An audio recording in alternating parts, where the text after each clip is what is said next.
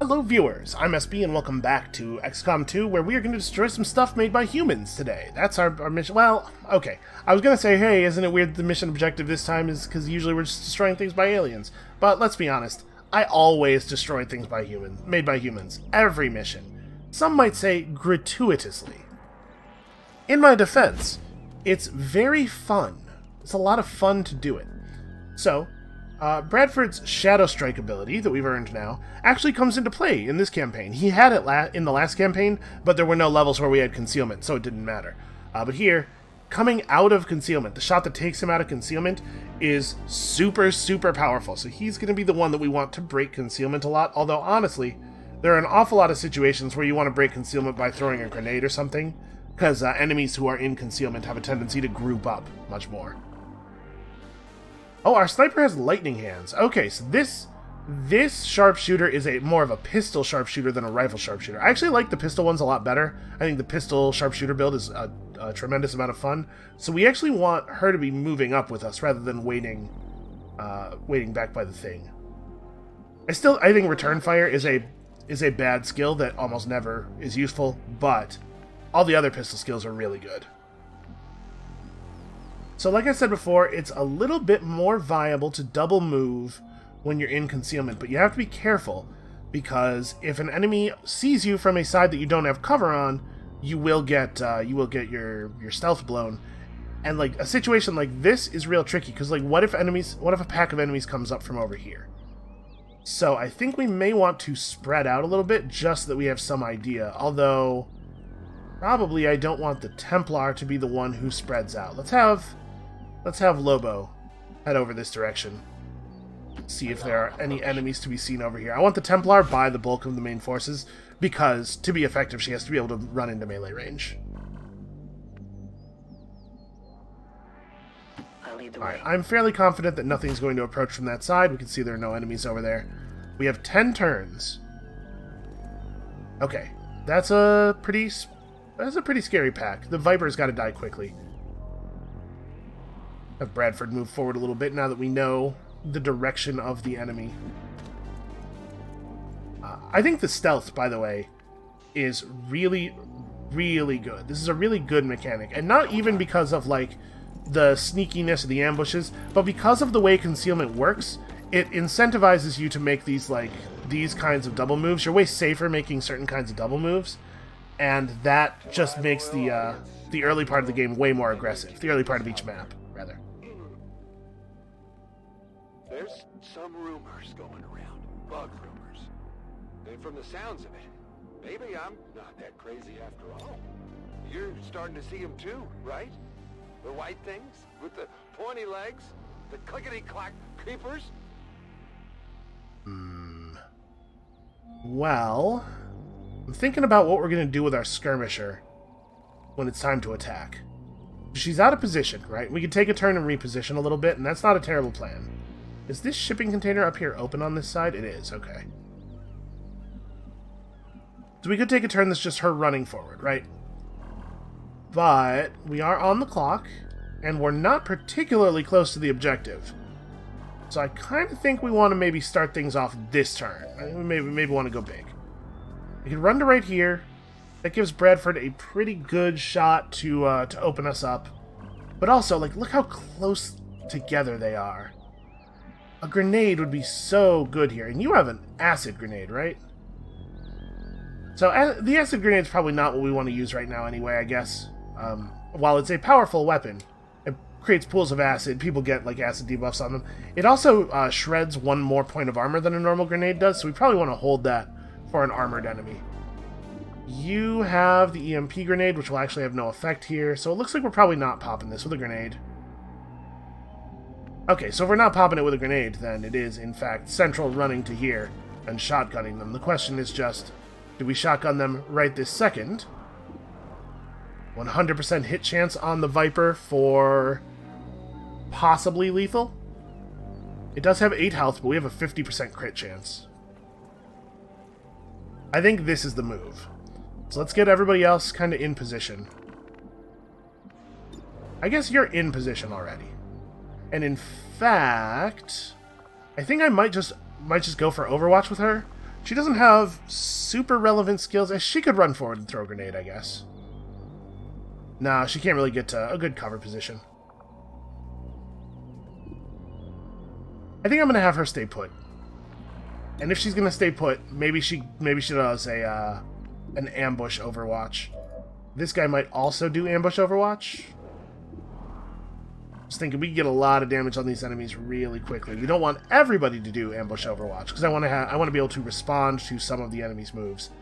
But since a lot of these guys are still rookies and don't really have any better play than I just point and shoot at you, the ones who are far enough back that they're not going to be able to provide a flank may as well get shots on the enemy while they're still in the open, running for cover. On Overwatch. It does suck that you can't target an Overwatch ambush shot, but I think this is good. So the Templar is available to run over and slash somebody. I have no idea what we're going to do with the Skirmisher. We'll figure it out once we know what the terrain looks like a little bit. But I think let's open up with a shot on this Viper and see if we can maybe get lucky here.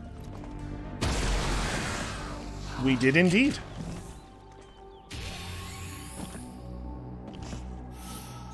There was like a greater than 60% chance there that we were going to get the kill.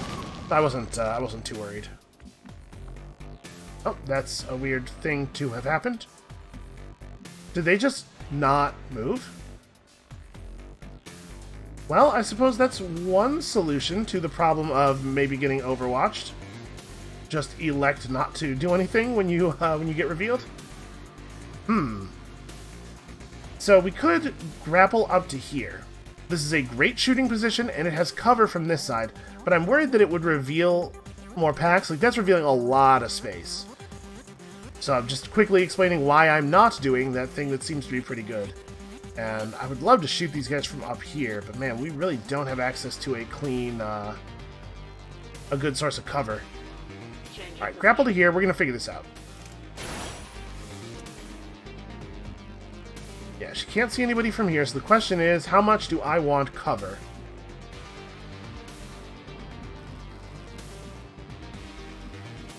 Neither of these are actual cover. She could drop down, take up a position over here. That gives her a reasonable shot against everybody except for the one enemy that I kind of care about. We could just run forward into a spot that's pretty in the open. I don't like that. I was kind of hoping to be able to take a little bit more forward position here.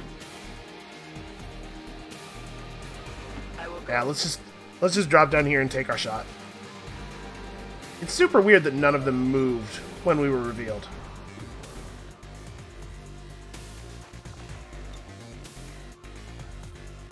You know, I do like Justice on this guy. So you can see our claw has been upgraded a little bit to do 6 damage now.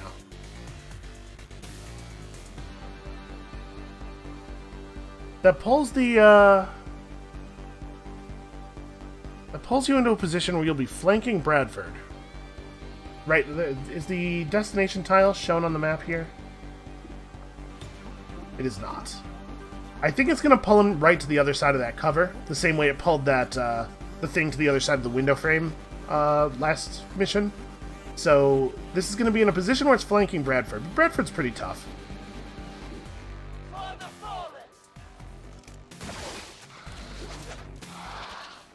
And it's also going to panic and, like, probably it's going to run, and it's going to get overwatched real hard, is my guess. It's going to do the clone thing, split in half. We're going to have 2 of them that are pretty low on health. And then I think the right play is we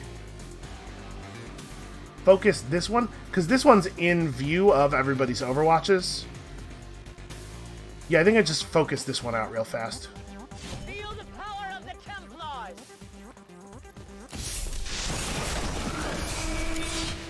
Some pretty solid camera work there.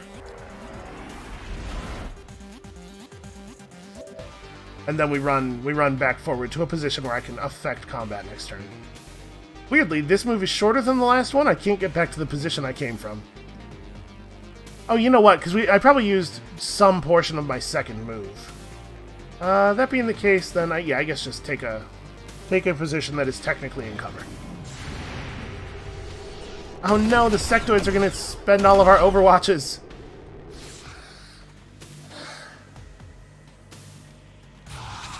Alright, so we're gonna get some psychic nonsense happening here. Obviously, I'm not super concerned about it. Tried and failed to mind control Bradford. How can you control what does not have a mind, I ask you?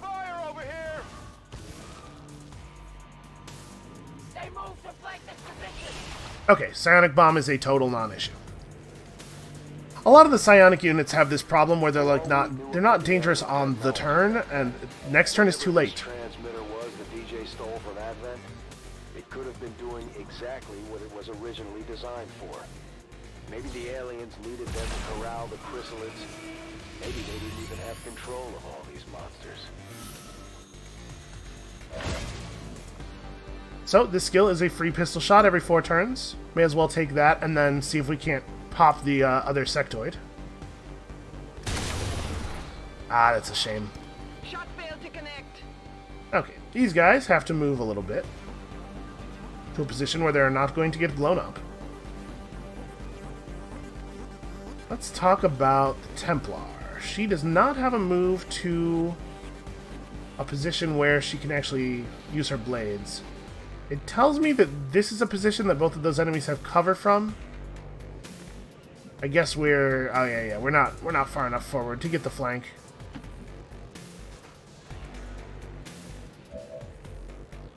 Well, obviously, I could use some of my stuff. We now have this stun strike that allows us to knock enemies back and stun them. Not super relevant in this position. I think I'm just going to take a shot at the guy who only has 2 health.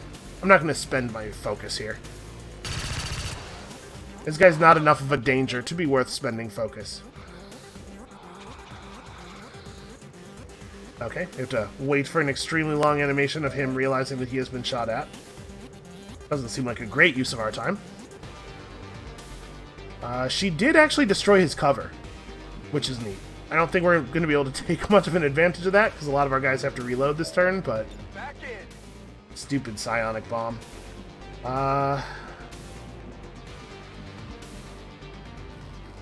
Yeah, I could just run in here and we can figure out another play next turn.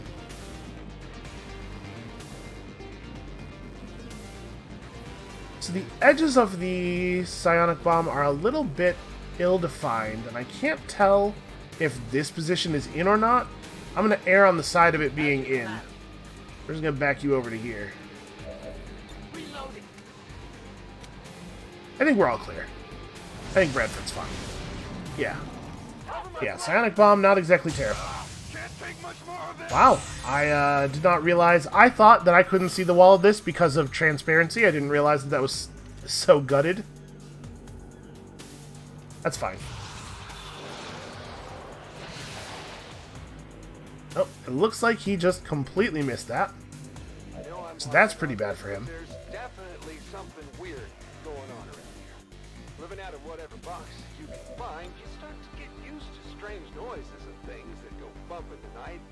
But it's the clicking and the clocking and then the clicking again. It's some kind of scampering, I tell you. Whatever it is, I don't like it one bit. That guy's really inconveniently placed. Well,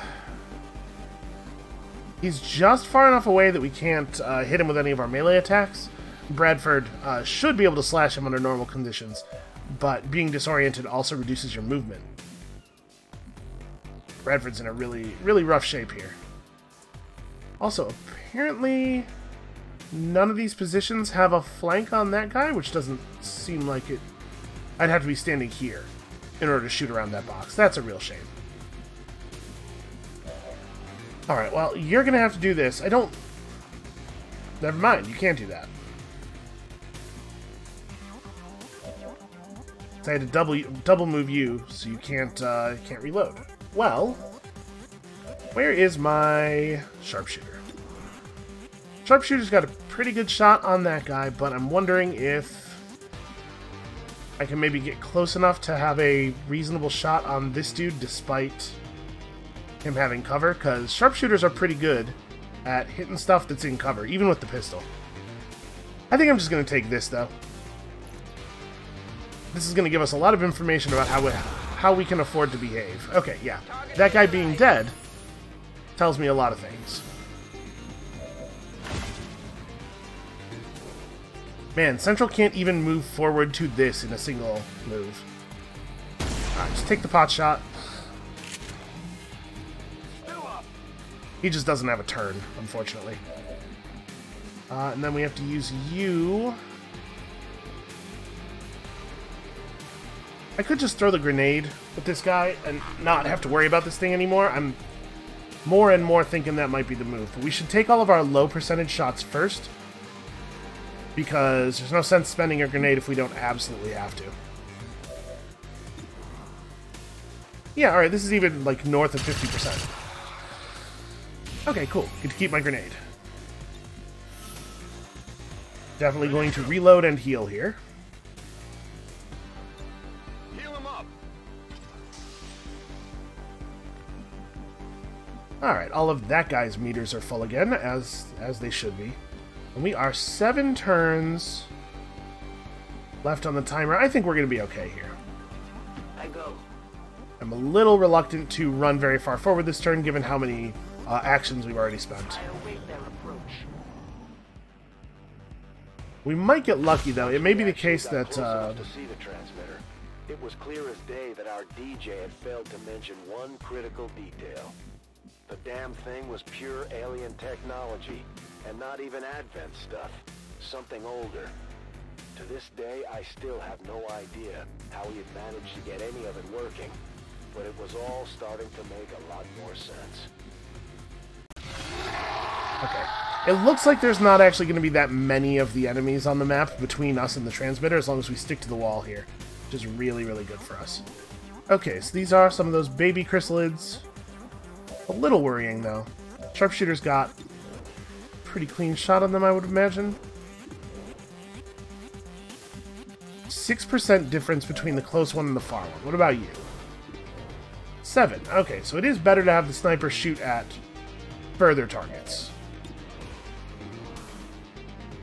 I figured that would be the case.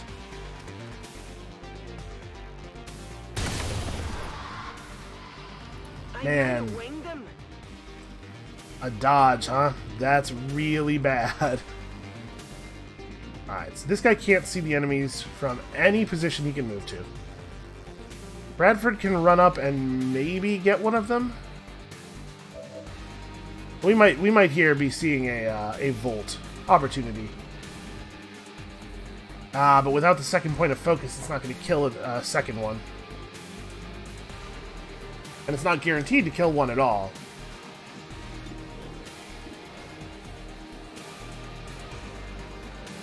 We could just hit the weak one. Like, what are you going to do? Does your grenade make it? No, your grenade does not make it far enough to hit both of those. That's a real shame. This is an opportunity where I would like to throw a grenade. We might even use a Mimic Beacon here. I just really, really don't want to have anybody get hit by a Chrysalid. And since we have 2 Mimic Beacons, we can afford to be a little bit aggressive with them.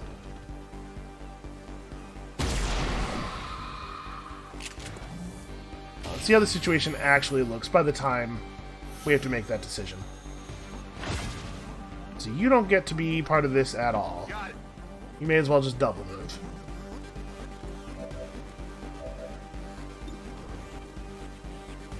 Yeah, I think we're going to Mimic Beacon, because the odds of... Actually, can you kill this one? You... Oh, yeah, sorry. You have an upgraded weapon now. Your weapon is a lot better.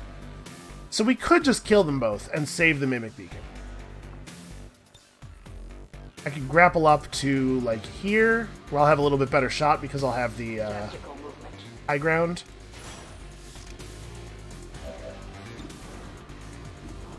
And then, if this hits, we have Volt for a guaranteed kill on that guy, or I could just take my chances. I probably will Volt. It's really, really not great to let Chrysalids hit you. If the gunshot chance was a little bit higher, I'd feel a little more comfortable. I suppose Bradford is actually the closest thing to them, though. Right, like if it was going to run forward and attack somebody, it would attack Bradford, and Bradford will just kill it with his sword. So instead of shooting, maybe I just back up. Because I'm pretty sure Bradford's guaranteed a hit. Yeah, I'm just gonna back up so I can save the focus. I think it's gonna go after Bradford. I think he's probably the only one it can actually hit. Or at least he's the closest, so he's the one it will try to hit. And he's gonna just kill it with his sword. Yeah.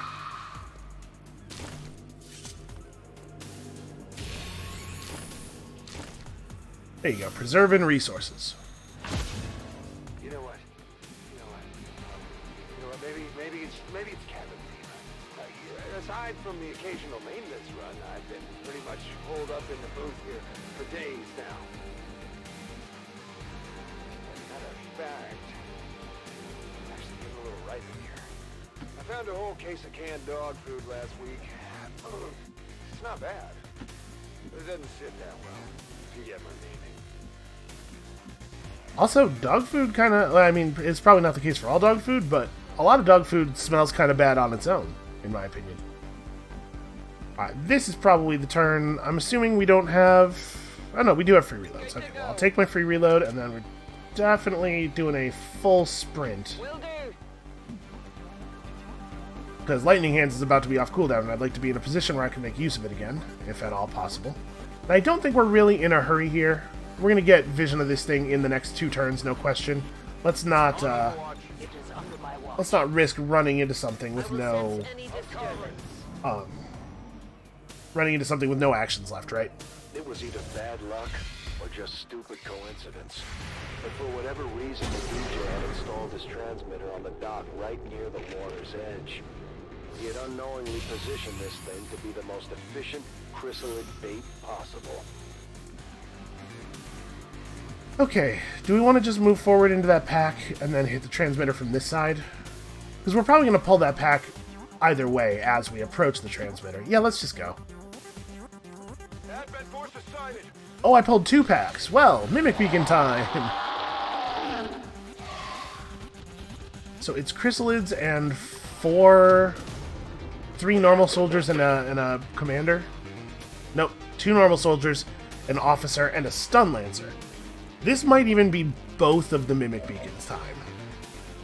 I think our sharpshooter should have a flank shot on that stun lancer, right? Yeah, that guy did not take cover against her very well. To be fair, he can't see her. So the AI, in my experience, the XCOM AI does not like cheat with information. Units do behave as though they only know about units that are actually in their line of sight. So this kind of stuff can happen. Well, let's see if we can get lucky. Ooh, not quite. Not quite lucky. Well, I mean, we can definitely kill that dude.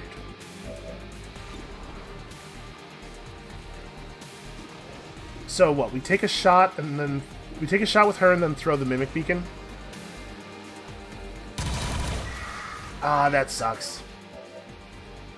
I am almost out of ammunition. She does have bonus crit chance and bonus hit chance against that target. I'm gonna just toss a Mimic Beacon up here into the open. They love it when they're in the open.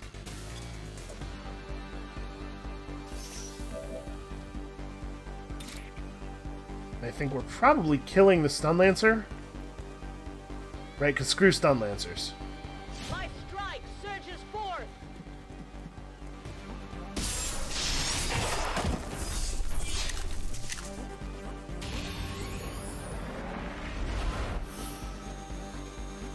And then maybe I just stand here and parry. I'm creating kind of a lot of cover through just like providing flankable targets.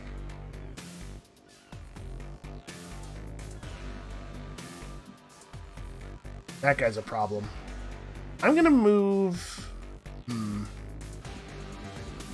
Kind of want to move to a position where I can threaten him with the blades next turn. Because we're going to be doing, what, like 7 to 8? Or 6 to 7, I think, with double focus. Although I suppose this is kind of an awkward position anyway, because I have to be able to run forward far enough to climb up here and then hit him. We might not be able to do that. I think this is a pretty safe position, though. Just remember, they're gonna be drawn to the Mimic Beacon first. Whatever you say. Move you to here.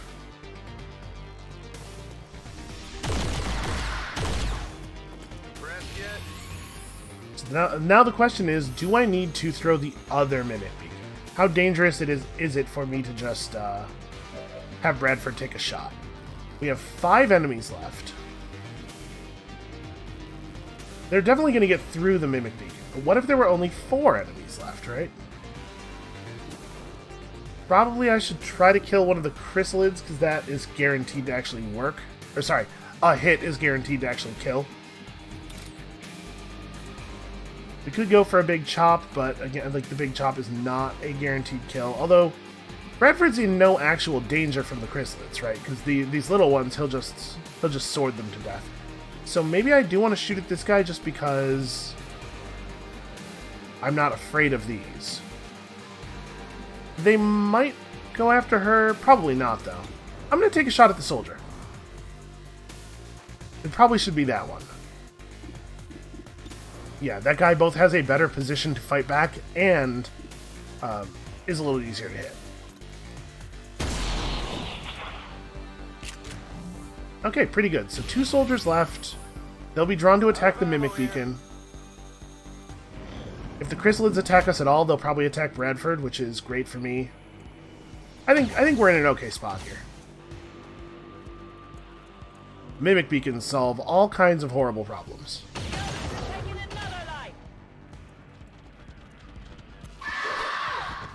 Ah, right, I should have thought of that.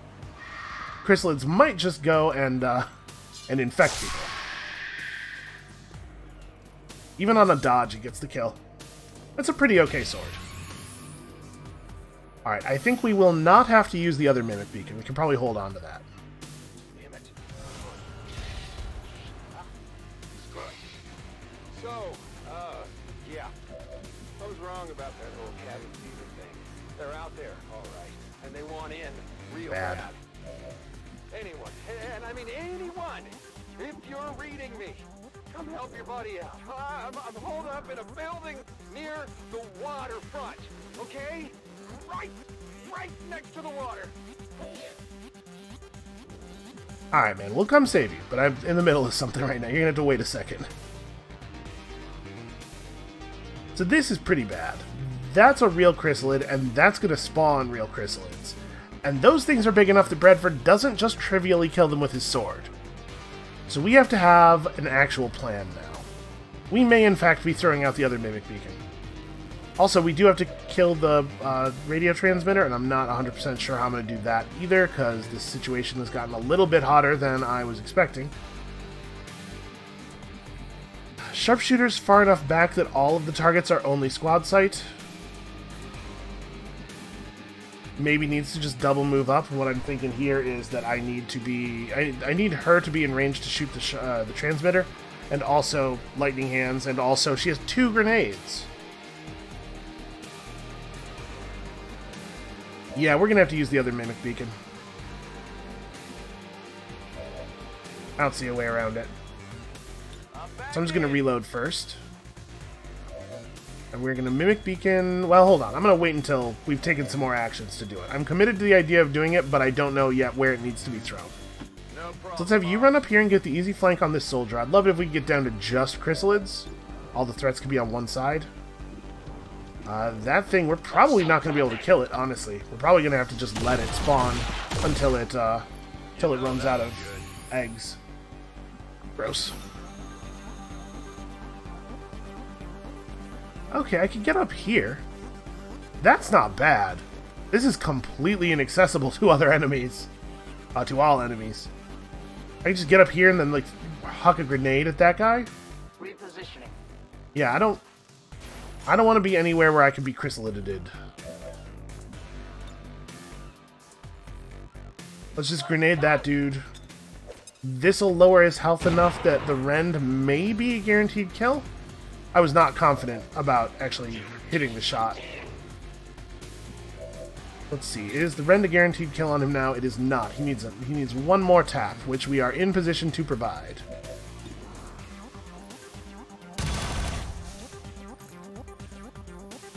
Okay, good crit.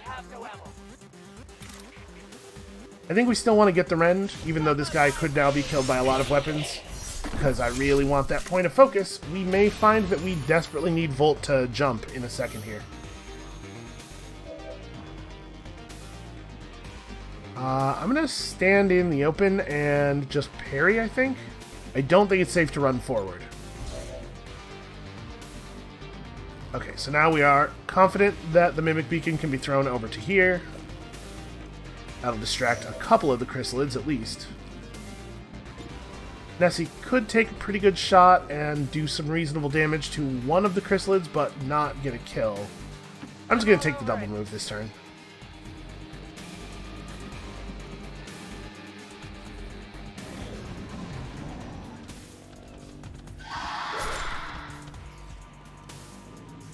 Okay, so we're going to see another chrysalid pop... Oh, pop out of the... Okay, no, that was a chrysalid birthed from the egg that showed us the water for some reason. Yeah, the camera is going nuts here. Almost. I mean, he did bring it on himself. Stolen equipment aside, did he think the aliens were just gonna let him mouth off all day with no reprisal? We all know the aliens love a good reprisal. I mean, who among us doesn't, right? So Volt is going to do 3 to 6 damage. I'm gonna Volt this one. Or we could go for a big acid grenade. I have to move up a little bit. It's only gonna do 3 to 4 base damage, but we could get some decent acid off. I'm close enough that my hits on these guys should be pretty powerful. Although I can't quite see that one apparently. Yeah, I'm gonna go for the big Volt. Back here I think I'm pretty safe. Can I Volt from further away? Am I allowed to Volt them from, like, here? I don't actually know how the range on Volt works. If I put her right here, she probably can't actually be attacked by them because I have no way to jump up to her.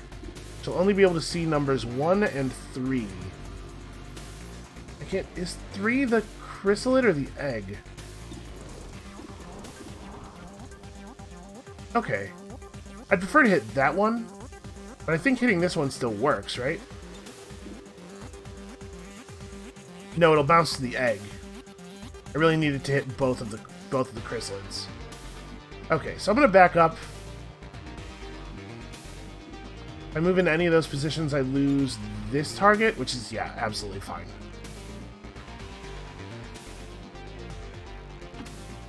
This isn't about cover. This is just about being further back. Nope, not amplified volts. Okay. Come on, give me a high damage number. Well, okay, that's not horrible. So what I'm thinking there is that this guy is now a non-threat because Central's guaranteed to kill him in a Blade Storm. So this is our next most important target. And I'm going to leave Central right here.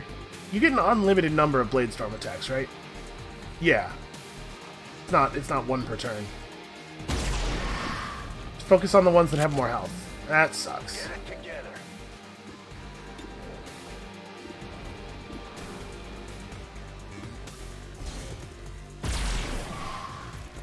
Man, that guy is remarkably impossible to hit. Okay, the sniper rifle has a guaranteed shot on him. I was kind of hoping to be able to sniper rifle the further away one, but I'll take this. I believe the egg is only going to pop one more chrysalid out, so if we can't kill it, we may as well not even shoot it. This is a 100% chance shot. Let's take it down. And then Lobo needs to reload. And unfortunately, I can't really do much here. Not this second. I can move to one of these positions and at least be able to shoot next turn. If you're thinking, hey, you're really running out of time on that radio tower. Yeah, I was thinking the same thing, honestly. To that position. I see our objective. Oh, wow. Really? That's quite a leap. Well, at least you'll be the only one who can do that, since there are now no spaces open on that, that side of the... Oh! Okay. Are they all gonna do that? Oh, none of them went after Bradford. That sucks. I don't remember it taking this long. We're probably pushing the limits of the story here. Okay, Bradford, calm down. not sure how much longer I can hide. I just wish I could have at least broadcasted this grand finale. I barely got the chance to get my feet wet. Run.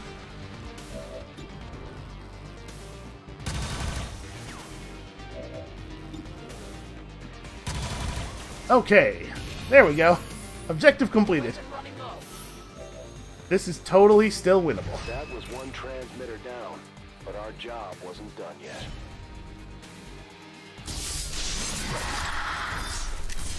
Okay. I was really not expecting them to be able to jump up into that shipping container. That is very crazy. It is extremely crazy that that happened. So, we're guaranteed to be able to take down that one. Probably take down the neonate. I think let's take this one out. We've got the kill, let's get the kill, right? Target eliminated. Okay, so Roadkill is in a bad, bad place. He's got that chrysalid poison. It's really important that he not die. So I think he's gonna run. He certainly can't stand and fight. Good to go. Just completely withdraw. I'm gonna have Bradford back up to a position where he's guarding the sniper, maybe? Or maybe he runs forward? I guess if I run him forward to here, he's gonna be the thing that is most proximal to them, and I really want them to go after Bradford.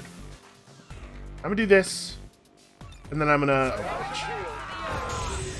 Oh.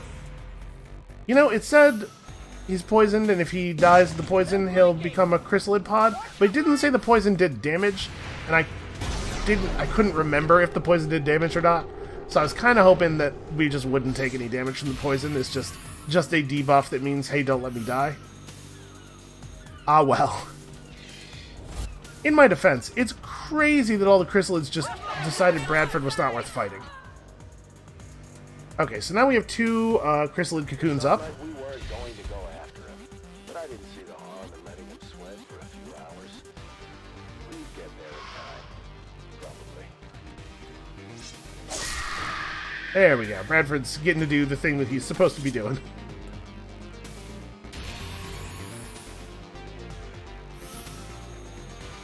I'll admit, I maybe took this a little bit slower than was safe. We gotta get vision on that chrysalid cocoon down there in order to be able to have the sniper shoot at it. I move. Actually, she's not gonna be able to shoot at it no matter what. Oh no, it is on the upper deck. Yeah, we probably can still get it. Let's just go ahead and... Actually, my grappling hook's available. I suppose I could grapple up to there. It doesn't seem like a great play.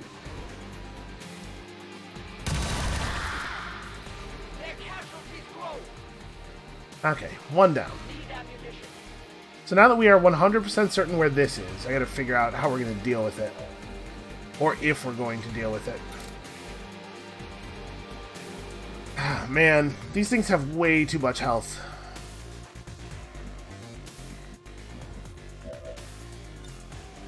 Ready to rock. The chrysalids that spawn out of them don't have, they don't get to attack immediately, do they? So I'm thinking, like, this thing has so much health that we probably can't kill it in 2 turns, even if we focus fire on it completely. And we can't focus fire on it completely the next turn, because there's going to be a chrysalid. So probably the actual play is we just get ready and overwatch the heck out of the thing that comes out, right? It's going to be... Ah, darn it. Okay. This is something that's bothered me since the basically since the game came out. For every unit in the game, 2 is Overwatch, and you can execute any order quickly by just double tapping it. Except that when War of the Chosen came out, for some reason, they made the Templars' first attack rend and second attack fire your pistol. So if you double tap 2 with just a Templar, it shoots instead of overwatching. It's like very, very obvious that it should not work that way, but they've never fixed it. Oh, and we're gonna get infinite spawns from the water, it looks like, as long as there are still mission happening. I bet the spawns from the water stop when you get rid of the, like, actual enemy packs.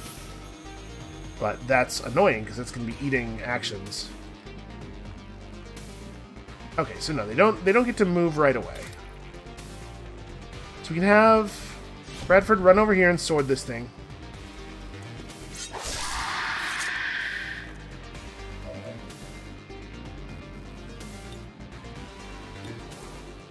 Yeah, there's no sense in shooting at it. You can reload and try to kill that guy, but you're not guaranteed to get it, because your weapon does 5 to 6 damage. Not really anything I can do about that either. I can just double move away, because I don't want to deal with Chrysalid nonsense by myself, and it's probably the play.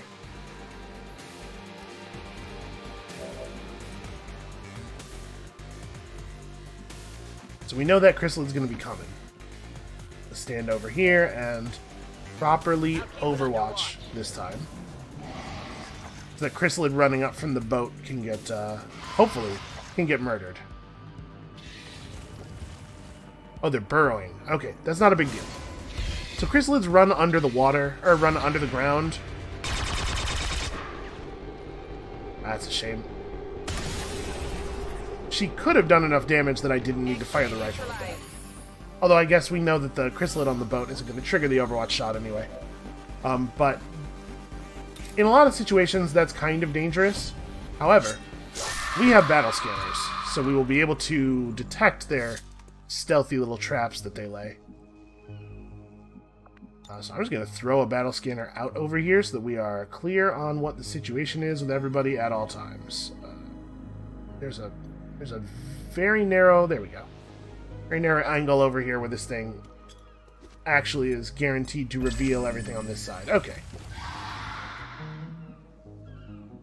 We've got you.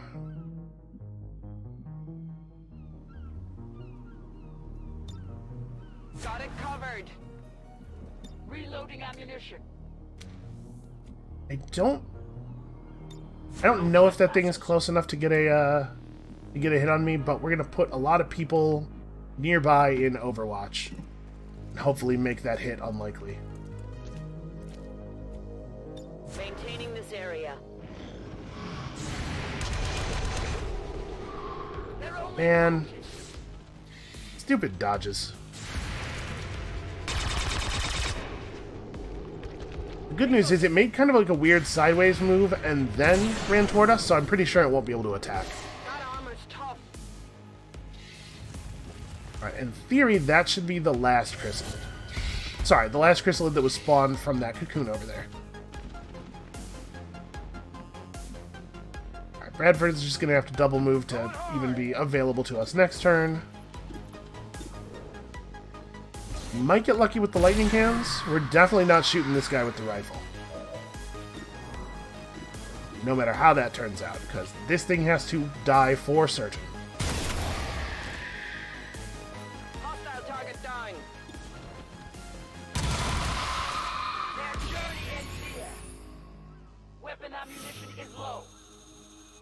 Alright, we got one left, right? I'm gonna, I think, just reload rather than going into Overwatch here. My watch begins. I'm pretty sure the Chrysalid, the one that we know is still on the boat, is not close enough to her to be a threat to her this turn.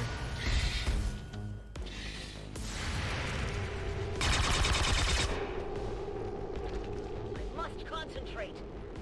Yeah, I think concentrating might be a good idea.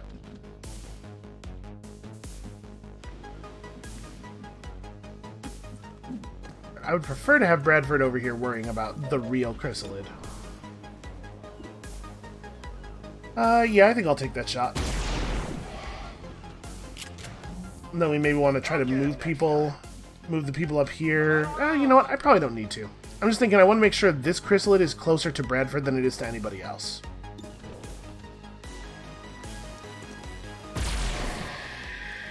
Target neutralized. It's in battle. I will watch.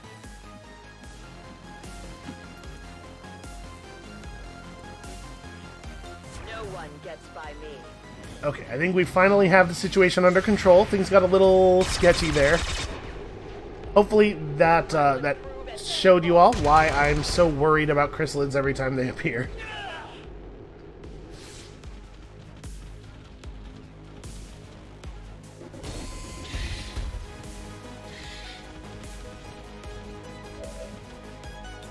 You ready for me? Alright, we are 100% guaranteed to kill here.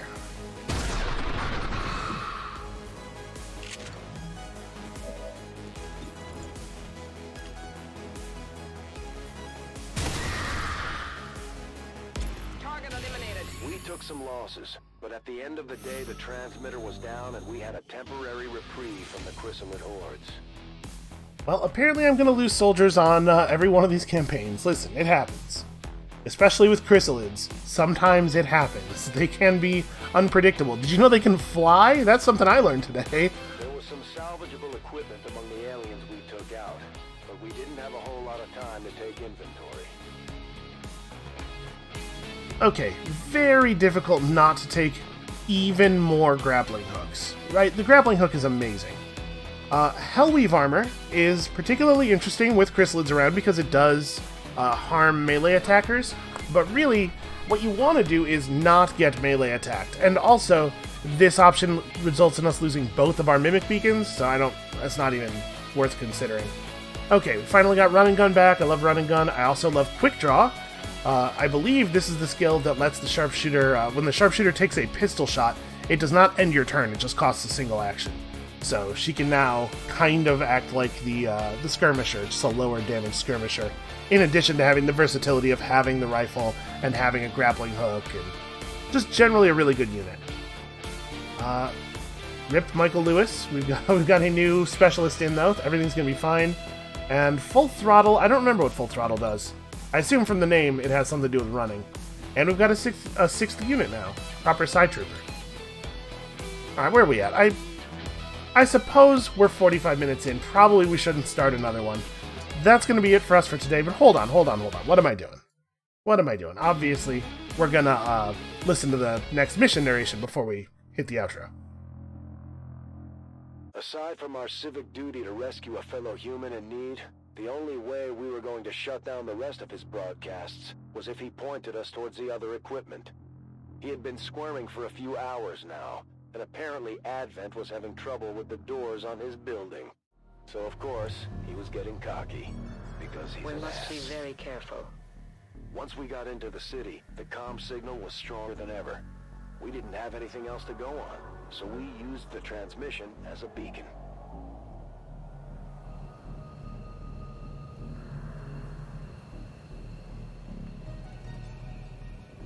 Okay, so that may have just been flavor text, but it might be the case that dude has a whole bunch of Advent, like, right outside of his building. So this could be exciting. Oh, and also, this is very ominous, especially if you've played XCOM 2 War of the Chosen, you know what this portends. For the moment, though, I think we're out of time. So thank you all so much for watching. Come back next time to see some more horrible things happen to our crew, and we'll see you then.